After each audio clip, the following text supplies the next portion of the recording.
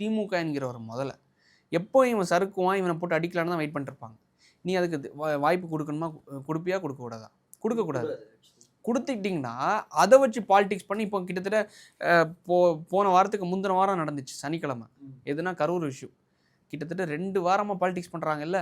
2 வாரமா ஒட்டுமொத்த விஜயோட இமேஜையும் டேமேஜ் பண்ணி அதாவது என்னன்னா, நான் ஓப்பனா ஒரு விஷயத்த சொல்றேன். அமெரிக்காலேருந்து எனக்கு ஃப்ரெண்ட் ஒருத்தவங்க வந்து எனக்கு பேசும்போது சொன்னாங்க.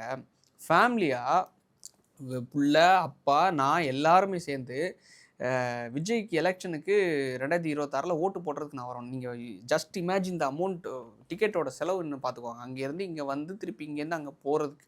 ஜஸ்ட் எதுக்காகன்னா, இந்த வெக்கேஷன்ல விஜய்க்கு ஓட்டு போடுறதுக்கு. அது ஒரு காரணமா வராங்க. அவர் வந்து சிஎம்மா வரணும் அப்படிங்கிற மாரி. அப்படி வரும்போது என்னன்னா, நீங்க இந்த அளவுக்கு உங்கள எதிர்பார்க்குற மக்கள் இங்க இருக்காங்க. இந்த இந்த மக்கள் இவ்வளோ தூரம் உங்கள கண்மூடித்தனமா இருக்கும்போது, அவங்க வந்து என்கிட்ட இந்த இந்த கரூர் இஷ்யூ நடக்கும்போது, "I didn't expect this from Vijay" அப்படின்னு சொல்லிட்டு சொல்லியிருந்தாங்க.